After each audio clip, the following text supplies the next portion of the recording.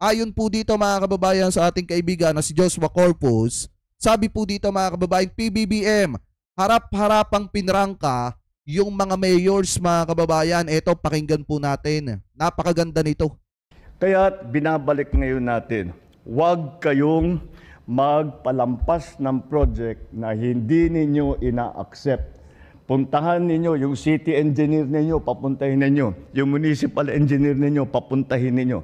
Kayo mismo, mag-inspeksyon kayo bago nyo pipirmahan yung acceptance. Tama. Dahil ang bagong gawain ngayon, hindi pwedeng bayaran ang project hanggang in-accept ng local government at every level. And one of the things... So parang ang dating dito mga kababayan, kapag ka hindi ina-accept ng local government yung isang proyekto, kapag ka sinasabi ng isang local government na hindi ayos yung project at hindi sila satisfied sa pagkakagawa, pwede po nilang hindi pirmahan yung acceptance mga kababayan, dahilan para hindi po mabayaran ang isang kontratista. Anyway, tuloy po natin. That I noticed sa pagpunta ko sa pag-inspeksyon, nagulat nga ako pag-inspeksyon sa mga, eto na nga, yung mga flood control project.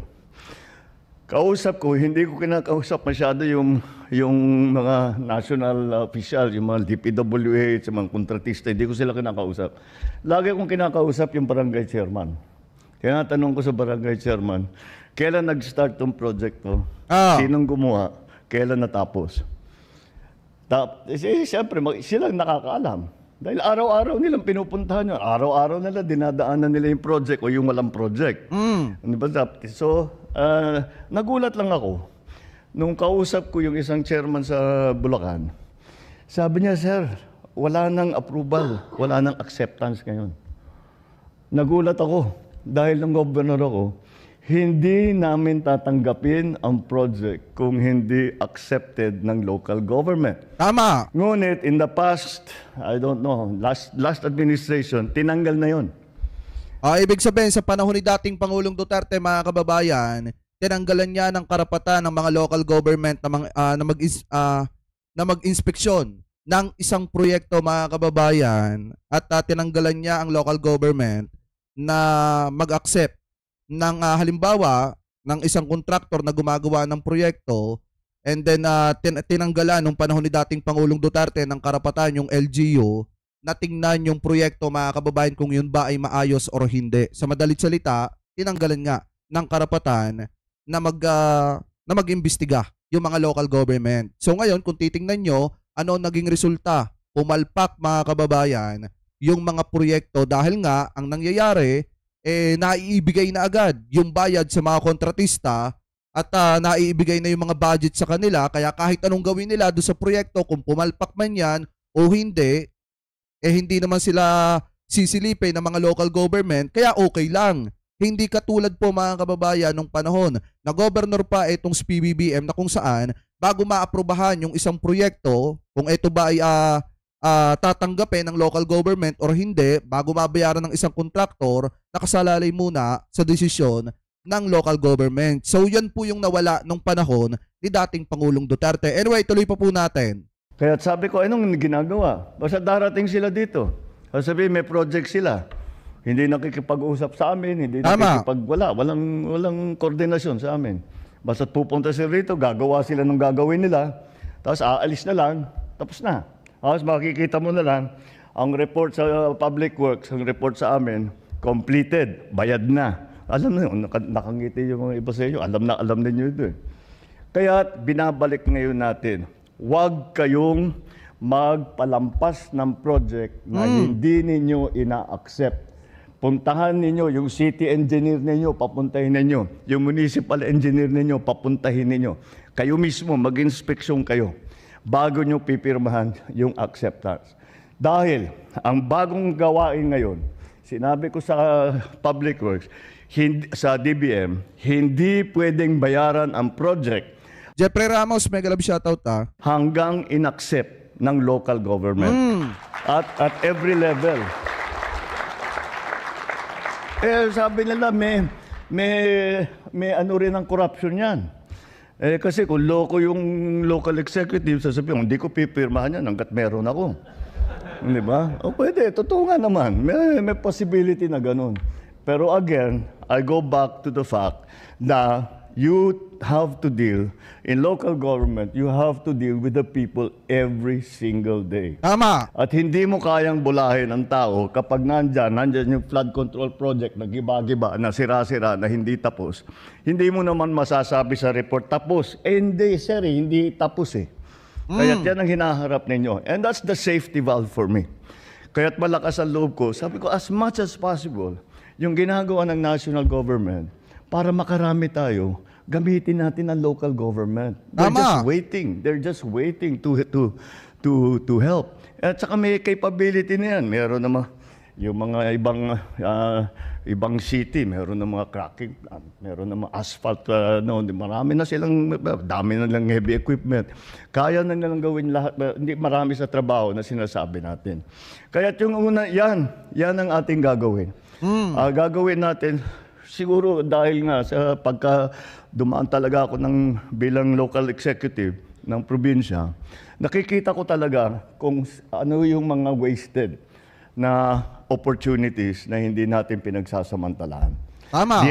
The other item that I would like to explain to you is yung the new policy. I think nasabi ko na yata ito noon. So pag may mga ganito mga kababayan, tandaan nyo, total naman sa madalit salita, binibigyan ng basbas ni Presidente yung mga mayors na mag-imbestiga, magsiyasat, ika nga mga kababayan, doon sa mga proyekto nagagawin sa kanilang lungsod na nasasakupan. So ngayon, hindi na uubra yung ginagawa mga kababayan ng mga kongresista, especially ng mga party list na kukuha ng pondo, ilalaan sa ganitong distrito nang walang paalam, ilalaan sa ganitong lungsod nang walang paalam kay mayor, at basta lamang gagawa doon yung contractor na ini-assign po nila. Ngayon, hindi na po pwede yan. Laging dadaan po mga kababayan sa LGU lahat ng mga gagawin doon sa kanilang lungsod na nasasakupan. Hindi na po pwede yung panahon ni dating Pangulong Duterte na kukuha ng pondo, insertion, ibibigay sa contractor mga kababayan yung amount na gagawing proyekto at basta lang gagawa doon po sa isang lungsod. So ngayon, hindi na po pwede yan. Pero ay talagang pinapatibay namin ang ginagawa ng RDC ngayon. Because if you know, the original concept ng RDC, di ba meron tayong provincial, meron city development council, etc. hanggang regional development council. So, may barangay development council pa hanggang pataas ng pataas. Yun, ipagsasama-sama. Yun ngayon, dati, ang sistema, pinapadala ngayon yan sa NEDA. What was NEDA before, ngayon DepDev na. Pinapadala sa NEDA. Yung NEDA ngayon, pag-aaralan kung yung plano ng national at yung mga recommendation ng mga RDC. So, yun ang ginagawa, yun ang magiging plano ngayon para sa mga area, para sa buong Pilipinas. That will become the economic plan. Now, nawala yun. Kung ilan sa inyo umupo sa RDC, hindi nakikita naman ninyo, sige, panay ang proposal ninyo, wala namang ugnayan dito sa national government. Well, we are returning the function of the RDCs to its original concept. Not only RDCs, but all the development councils, all the way down to the local government. Because it's mas madali para makita kung anong rekomendasyon ng mga local development councils. Titignan namin dito sa national, ano yung kasama dito, ano yung kasama doon sa National Development Plan. Tapos, baka meron kaming hindi nakita. Meron sinasabi, gumawa tayo ng bypass road dito. O upgrade natin yung airport dito. O whatever, yung puerto namin, hindi maliit lang masyado, malalim naman, pero maliit masyado yung pantalan. That sort of thing. Those are the things that we need to hear from you. And I do not believe really in the top-down kind of proposal, kailangan namin marinig kayo. Meron kaming overall plan. Pero the way to achieve to be successful with our overall plan needs the inputs of local government, of the cities, of the municipalities. Yun naman talaga ang pinakatama, mga kababayan, sa totoo lang. Para maging maayos, maunlad na itong ating bansang ito, dapat talaga nagkakaisa at nagtutulungan ang national government at saka po ang local government. Kasi nga, isipin nyo, mga kababayan, tuwing merong kapalpakang nangyayari, halimbawa sa isang lungsod, sino ang malimit sisihin nung mga kababayang Pilipino po natin dun sa isang lungsod? Walang iba kung hindi yung presidente. Laging sa presidente po nila isinisisi, pero hindi po naiintindihan ng mga kababayan po natin na meron po silang mga governor, meron po silang mga mayors. At the same time, meron po silang mga congressman na nangangasiwa ng kanilang mga distrito. So ngayon, pinakamaganda nga, etong suggest ni Pangulo, mga kababayan, na mas mabuti pa na halimbawa yung proyekto dapat dumaan sa LGUs, mga kababayan, sa mayor, at the same time yung mayor yung magsusuri. Ngayon, kung yung mayor, mga kababayan, ay corrupt din at pinababayaan lang yung mga ginagawang proyekto sa kanyang lungsod at nakita ng taong bayan na sira-sira yung mga flood control, sira-sira yung mga kalsada, sa tingin nyo mananalo pa yung mayor na yon? Siyempre malabo na, hindi na. Hindi na pagkakatiwalaan yon ng taong bayan dahil alam ng taong bayan na dumadaan na sa kanila yung pag-aaproba ng mga proyekto kung ito ba ay matibay na natapos or hindi.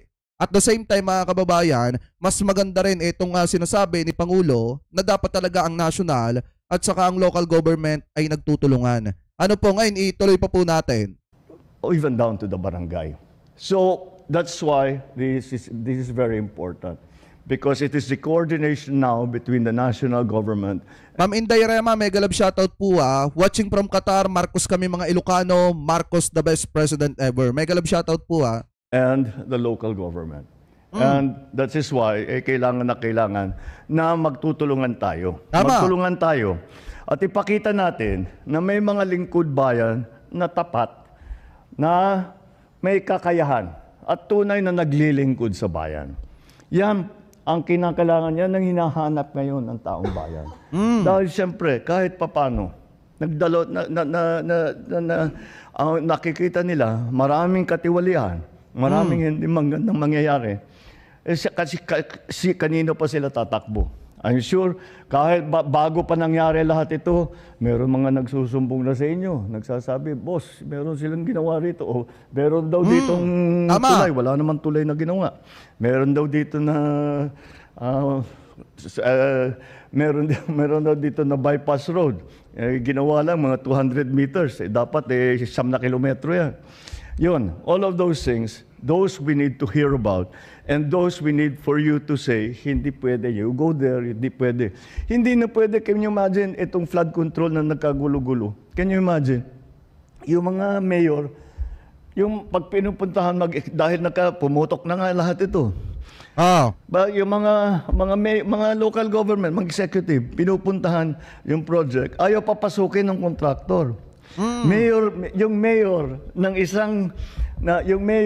isang LGU ayaw papasukin doon sa lugar kung saan may dapat na project. Ang hindi nagpapapasok, may contractor, may dala pang pulis. Tama. Pambira. Baliktad na ang mundo kapag nangyayari yun. Parang ang nangyayari, mga kababayan, natatanggalan ng kapangyarihan yung mayor sa sarili po niyang lungsod.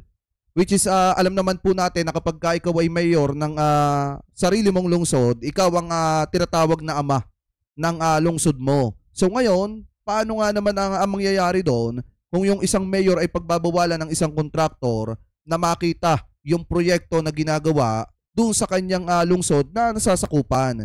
Kaya nga kung iisipin nyo, mga kababayan, maganda nga na sinabi na po ito ni Presidente na kung saan parang ang dating binibigyan niya na ng basbas yung mga mayors na magsuri ng mga proyektong ginagawa o basta ginagawa sa kanilang mga lungsod. Para nang sa ganon, etong ginagawang ito ni Presidente, pinapatibay niya yung kapangyarihan ng isang mayor sa sarili po niyang lungsod. Anyway, ituloy pa po natin.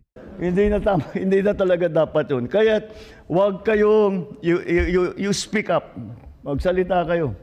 Magsabi kayo. Pagka yun, yung totoong-totoo, yung aking hiniling sa ating mga kababayan, hindi lamang sa mga ordinary citizens, kundi kayo na rin.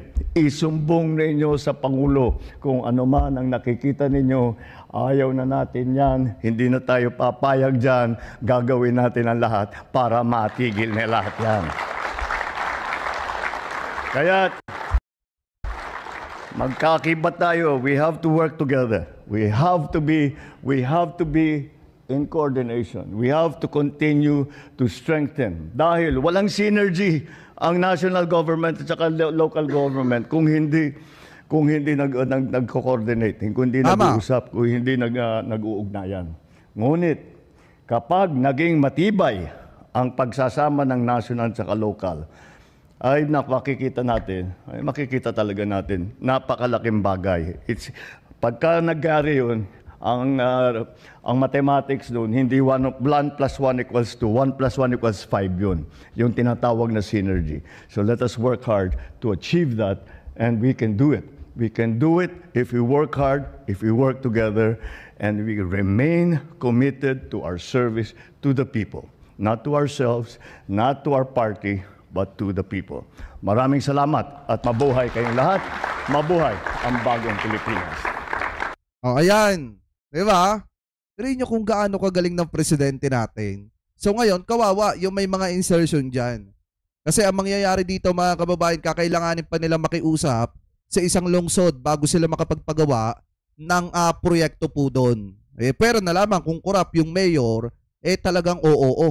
Ano po at papayag doon sa mga ginagawa ng mga kontraktor na kahit palpak dahil may kaparte rin siya. Pero gaya nga ng sabi ni Presidente, sila naman din po ang magdadala niyan dahil pag nakita ng taong bayan na palpak yung mga proyekto, sa tingin nila, iboboto pa sila ng bayan na nasasakupan po nila. So anyway, mga kababayan, kayo po, ano po masasabi ninyo hingil po dyan sa harap-harapan na pagprangka ni Presidente doon po sa mga mayors, mga kababayan, ng iba't ibang lungsod dito po sa ating bansa. So comment below na lamang po